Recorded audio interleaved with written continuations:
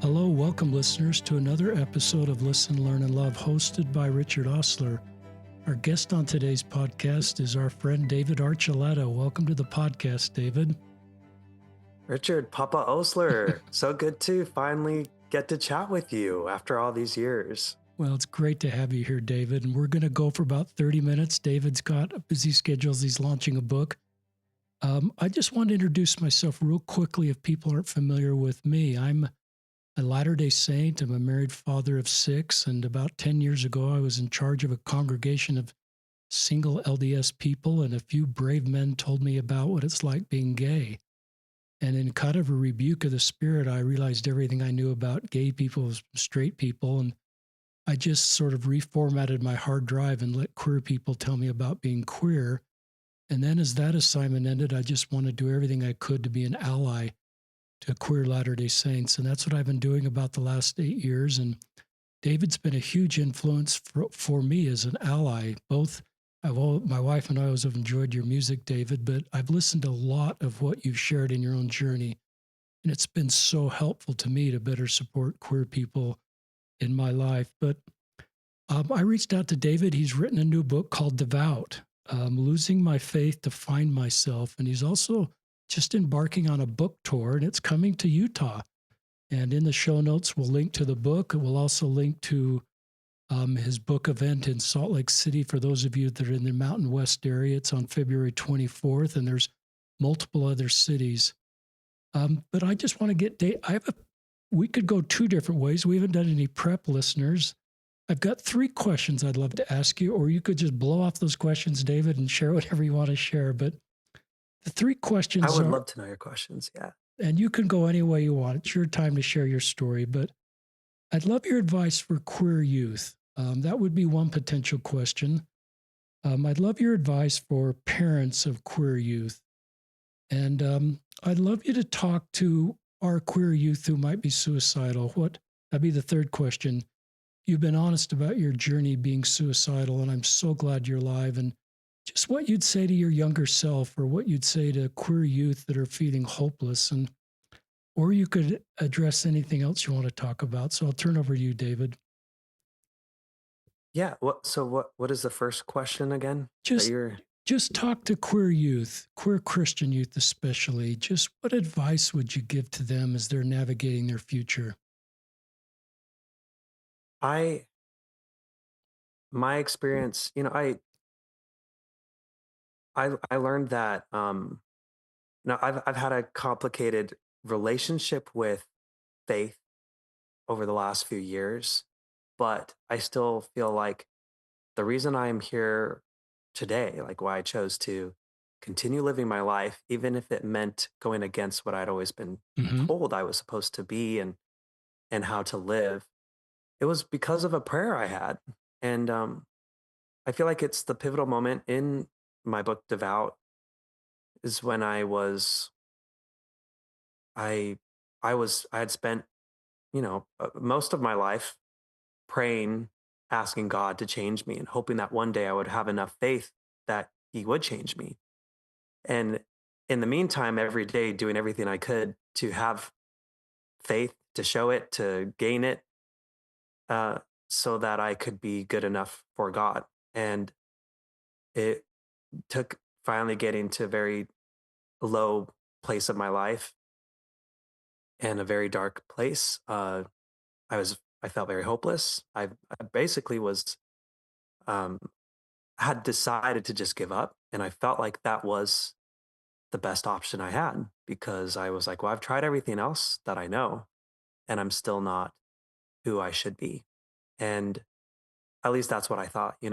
And it was a moment where I was so numb that I wasn't even really thinking anymore. I couldn't even really get up. I lost my appetite. If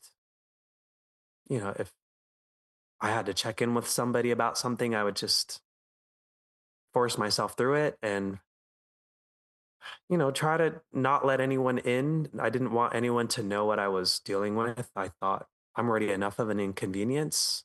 I don't want to inconvenience anyone else.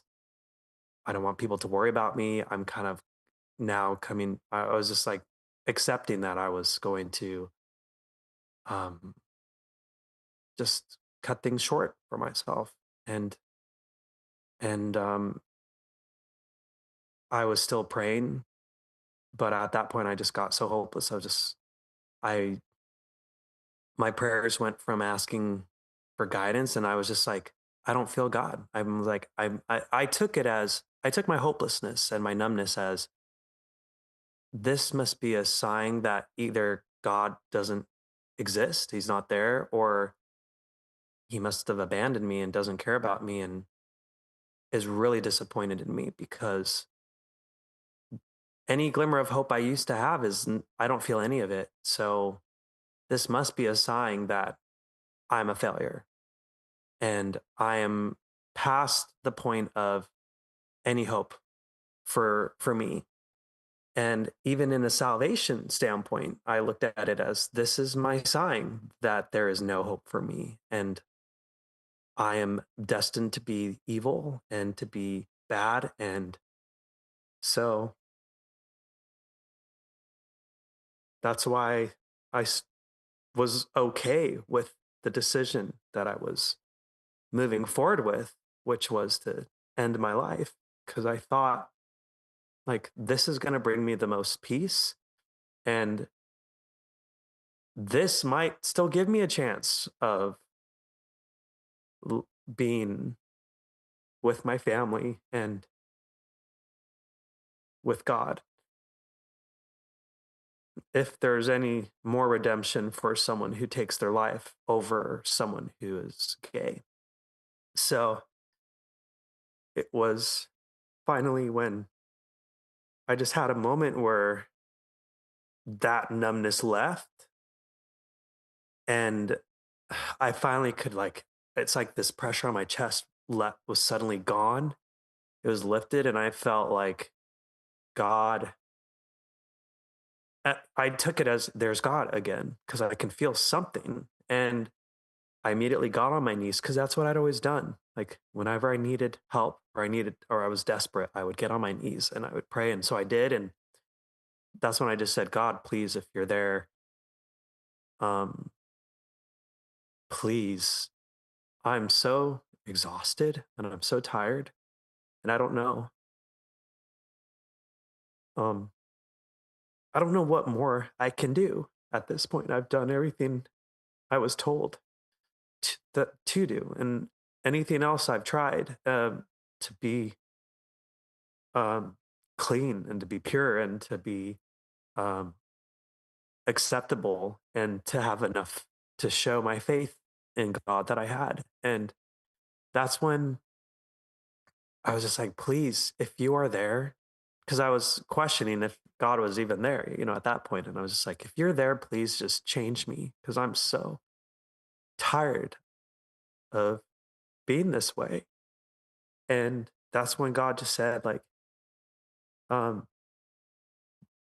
what I always understood as God, it's kind of shifted since even then, of what God is. And uh but it was what I always understood up to then, what God was my whole life. God said, David, you need to stop asking me this. And I was like, huh? I was like, huh? I was not expecting. I was like that cat meme where it's like, huh? Um, and it got it just kept talking to me, and it's like, David, you've been asking me this for over half of your life now, and you can see at this point that I'm not going to change you, because there is nothing to change. And I was very confused at that answer, because I was like, that is not what I've been taught my whole life in church, in what I believed was God's church. Um, and then God, like, this voice just kept continuing and saying, I don't see you the same way you see you. I don't see you the same way all these well meaning people who try to follow me see you. And it is time for you to see things the way I see it. And and I said, well, I don't want to mess up. And that's when God said, well, then perhaps you need to do what you think are mistakes. And I was like, what I think are mistakes. And that's when God was like, yeah, he's like, I don't, it's like, do you realize you're supposed to make mistakes? And, at that time, with my lens of, the church is like, that's why I provided a savior for you so that you could make mistakes. And if you do make mistakes, oh, that's what it's that. And if you do make mistakes, that's why I provided a savior for you. And, but it's like but you're supposed to. And as you make mistakes, you're going to realize some of the things you thought were mistakes they weren't mistakes. And so I was like, okay, I think I know what this means. It's like to date men. That's what I thought was and to allow myself to even a chance of falling in love with a man. I was like, oh my gosh, that's something I just thought was just out of question, like out of thought, like just not something I should ever think is an option. I up until that point, I thought death was a better option than falling in love with a guy. And but here I was, and I was like, wow. So it's like, okay, if just it's like just help guide me because I don't know what I'm getting myself into. And I don't know what it will mean to accept these feelings that I've worked so hard to keep away from. And I couldn't really keep away from them because they're just part of me. And God is like, and if you it's like if you get somewhere that's too far and you learn that something is a really major mistake, then you can always come to me and we'll work through it together. But you are supposed to make mistakes. So that was a huge moment. And just like a moment where I realized for the first time that my struggle, my feelings and my sexuality was could work in harmony with God and faith. And not long after that, I decided to come out publicly because I was like, well, if I'm going to date guys, I'm probably going to get outed anyway, because people are going to be like, why is David Archuleta on a dating app and with guys? I was like, you know what? If it's going to come out, I'd rather it come from me.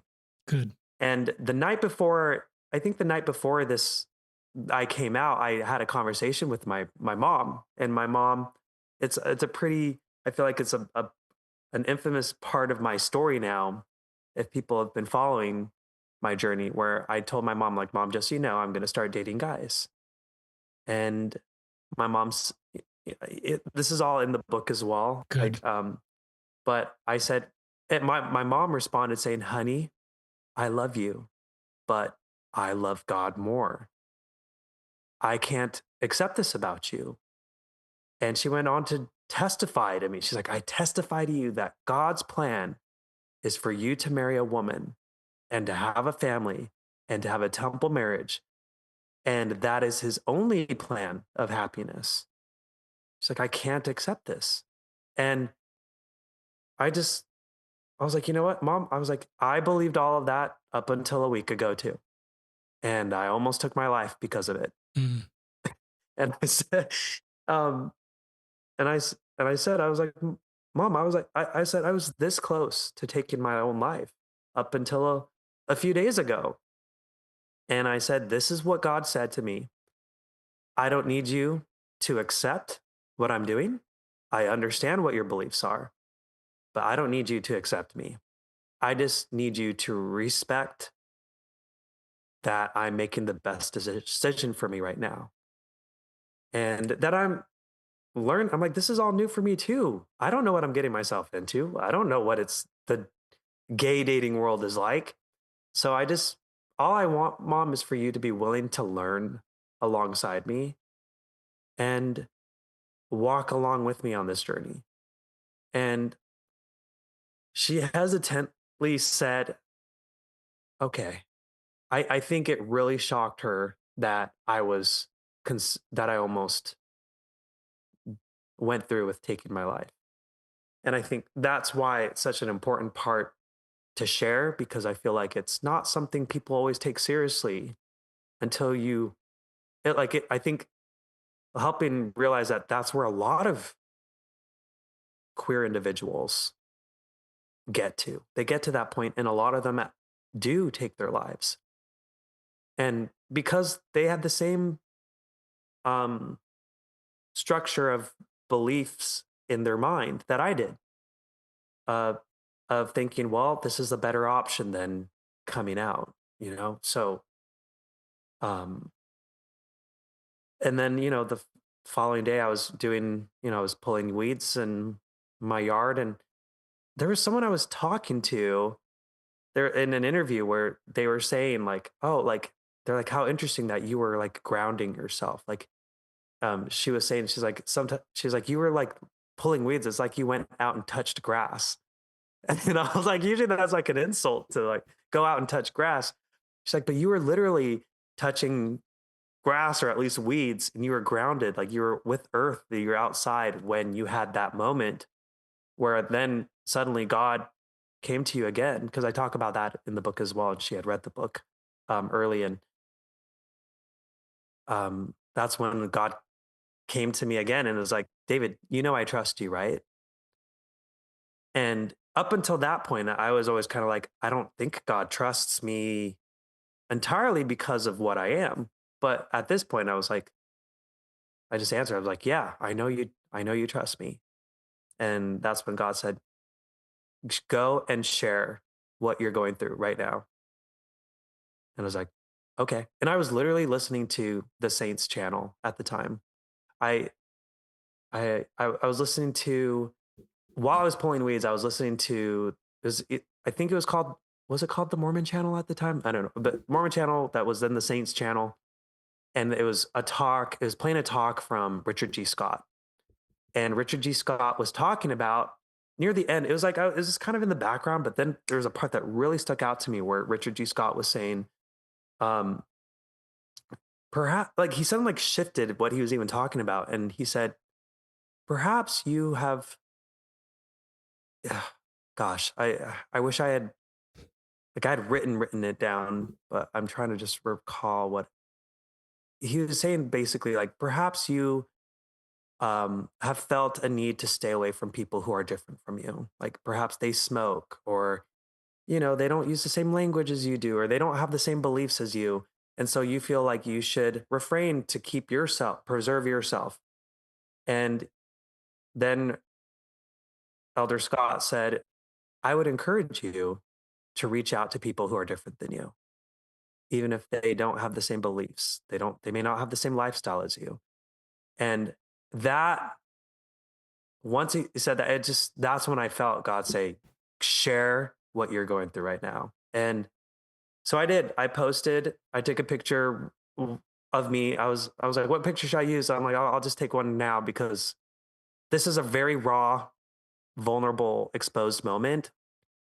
And so I'm just gonna let the picture match. And so I was sweaty. I had just been pulling weeds, and I didn't wash myself. I just took the picture as is and posted, letting people know that I was identified as bisexual. And I had somewhere on the terms of bisexual, and I still do. And I just say queer because it's a broader term, but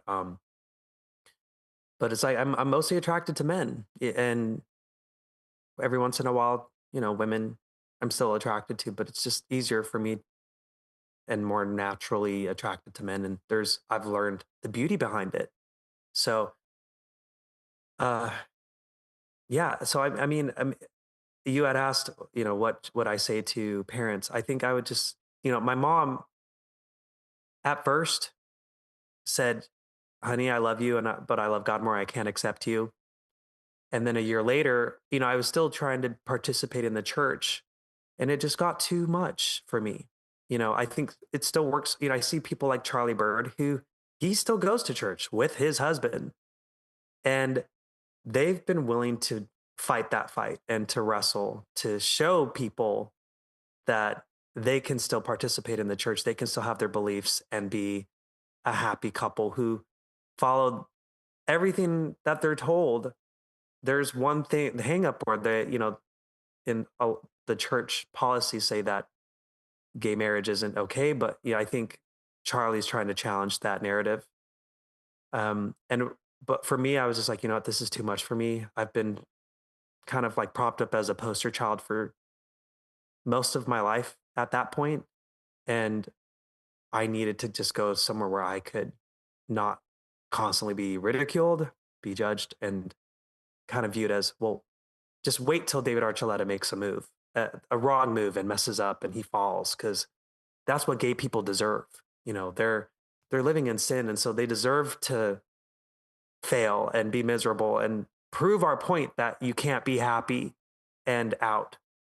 And I just was, I it was just I was tired, and I was just like, I need to just focus on myself and be in an environment where I can thrive better. And so I stepped away, and then People Magazine announced it. I wasn't anticipating that to be the case, but they had asked me, they were asking me in an interview, so how do you balance church and coming out? And I said, oh, I'm like, actually, and I just answered honestly, I'm like, I actually don't attend anymore. And um they're like, oh, really? What happened? And then that ended up being their article that they posted. I was like, oh, I wasn't anticipating that to be my announcement that I stepped away from the church. But I was like, you know what? Let's rip the band-aid off. I decided to share the post as well, just so that people wouldn't hold me to that same standard that they always had since I was a teenager. And I didn't hear from my mom for a couple days, and or I don't know, for a while. I can't remember exactly the time frame, I should say. And I was like, oh no, I pissed my mom off. And then my mom eventually messages me and she said, I've decided to step away from the church as well. And I was like, Mom, you don't have to do that. And she's like, you know what? If you're i- i- not that Mormons believe this, but she's like, if you're going to hell, then we're all going to hell with you. Because she said it kind of in a joking way, but also in a meaningful way, where she said, we are family no matter what. We will be there for each other through the good things and the bad times. And that meant a lot to me. So I ended up writing a song called Hell Together based off of what my mom said. But, I know other people who, they still go to church and they just find a way to get people curious and question. So I would say for people who, my long story, my long-winded answer to getting to answer your question. So what can practicing members of the church do for their queer kids?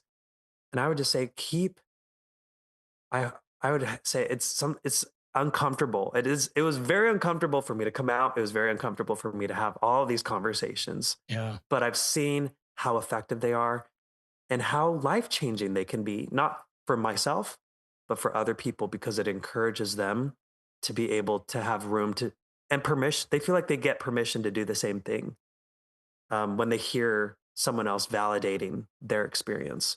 And that's why I've been so vocal about it. So I would just say, be curious and allow the conversations to bring curiosity to other members. Allow them to question, allow them to challenge what they've been told. In Devout, I get into that. I had it without even some of the church leaders, not just my bishop, not just my stake president, but Elder Ballard. And I realized, when you're willing to raise questions and curiosity, that there is room for inclusion within the church. But I think, due to the stance of some of the other church leaders and them being unwilling to have the conversation with me, uh, they they did not. I think they were too afraid to address that. Hey, we might have taken the wrong stance on this, and might need to we might need to consider some changes here, adjustments, because that's what I learned from Elder Ballard. Elder Ballard told me. Anyways, I don't It's know. good. Did you get any That was that? terrific. Okay. So just That was terrific, David. And I know we're on a short time and people need to read your book, but just opening your heart and sharing your journey in 20 minutes. Listeners, I'm active LDS. So, how do I feel about David? One, I just want to give David some cover, how we should treat people that separate themselves from the church. We can't make David the hero one day and the villain the next day. He's the same great human being. I wanted to thank you, David, for all you've done for the church on behalf of a rank and file member. The tithing you've paid, the lives you've blessed, so many people are better off. And I wish we had a way for people separating themselves from the church. We just thank them and acknowledge the contribution and just supported them in their journey.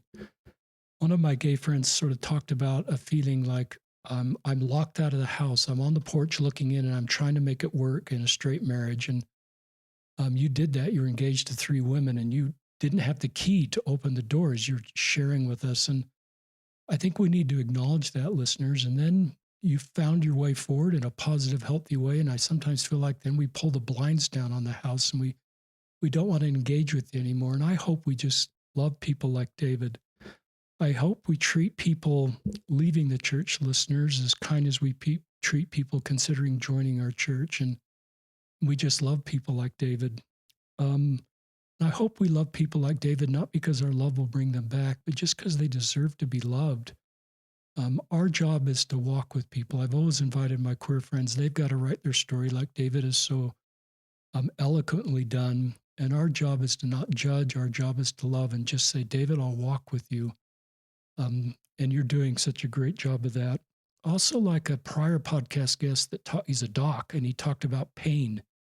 And he says, as a physician, when we see pain in other people, it's our friend to help us understand what we need to address. And I think David's obviously expressed a lot of pain he's felt in the church. Instead of sort of gaslighting David or saying you shouldn't feel that or share that, I think we need to look at that, say, what is David feeling here? What is the pain that's bringing to the point of suicide that we need to address? And sort of be honest with ourselves that we need to address that. Anyway, David, I want to give you the closing remarks, but I just admire you. I'm so glad you're alive. You tried so hard to make it work with women.